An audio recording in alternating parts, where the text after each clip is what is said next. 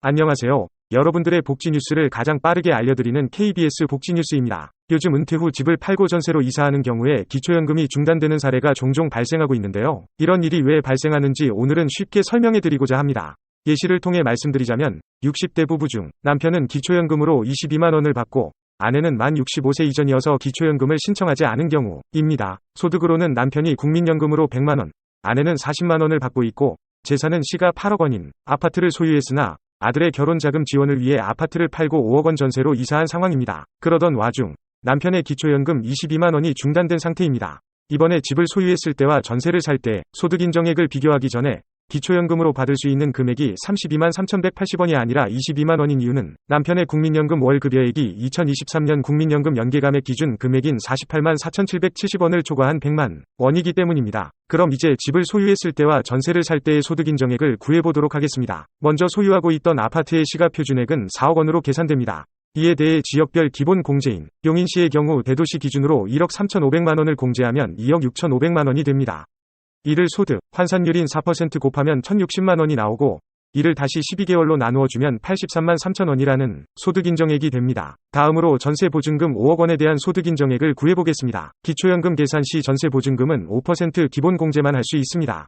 따라서 전세보증금 5억 원에 5%의 기본공제를 적용하면 4억 7,500만 원이 되고 여기에 지역별 기본공제인 대도시 기준 1억 3,500만 원을 공제하면 3억 4천만 원입니다. 이를 소득 환산율의 4%로 곱하면 1,360만 원이 되고 이를 다시 12개월로 나누어주면 113만 3천 원이라는 소득인정액이 됩니다. 그러면 이제 집을 소유한 상태와 전세를 살 때의 소득인정액을 비교해 보겠습니다. 아파트를 소유한 경우의 소득인정액은 83만 3천 원이고 전세를 살 때의 소득인정액은 113만 3천 원입니다. 차액은 30만 원으로 집을 팔고 전세로 이사했다는 이유만으로 소득인정액이 30만 원 상승한 것입니다. 이로 인해 재산의 변동으로 인한 기초연금 중단이라는 안타까운 결과가 나온 것입니다. 기초연금을 받기 위해 집을 판다거나 다른 이유에서 집을 팔고 전세로 이사하는 경우가 종종 있는데요. 오늘 설명한 대로 소유하고 계신 부동산의 소득인정액은 시가가 아닌 시가 표준액을 기준으로 되므로 40%에서 50%에 해당하는 기본공제 효과가 있습니다.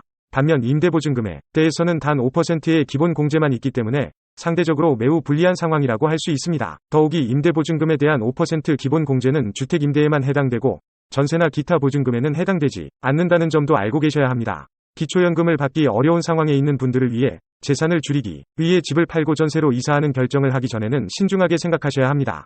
또한 집을 판다는 대신 주택연금에 가입하는 것이 훨씬 유리한 선택일 수 있습니다. 집값이 시가 기준이 아닌 시가 표준액으로 계산되기 때문에 40에서 50%의 기본공제를 받을 수 있고 게다가 주택연금을 받은 금액의 합계만큼을 부채로 인정해 100%의 공제를 받을 수 있습니다. 이렇게 보면 기초연금에는 굉장히 유리한 선택일 수 있습니다. 하지만 올해에는 기초연금 선청 기준액이 인상되었다고 합니다. 그렇다면 기초연금을 다시 받을 수 있는지 확인하려면 재신청을 해야 할까요? 처음에 기초연금을 신청하셨을 때는 기초연금 수급 희망 이력관리 신청서를 제출하다 기금급 가능성이 있을 때 재신청하라는 통지가 올 거예요. 그러나 기초연금 산정 시 재산과 소득의 정기조사는 1년에 2회 이루어집니다. 따라서 재산과 소득의 정기조사가 이루어질 때까지 기다리지 않고 특히 올해는 기초연금 선정 기준액이 이전보다 5.2% 증가했으니까 확인해 보시는 것이 좋습니다. 2024년 현재 국회 연금개혁특별위원회에서는 오는 5월까지 공적연금 개혁안을 국회에 제출하기 위해 논의를 진행하고 있는데요. 이번 공적연금 개혁이 어려운 분들에게 보다 큰 도움이 될 수 있는 방향으로 시정될 수 있기를 기대합니다. 오늘도 여러분들의 복지 뉴스를 가장 빠르게 알려드리는 KBS 복지 뉴스였습니다.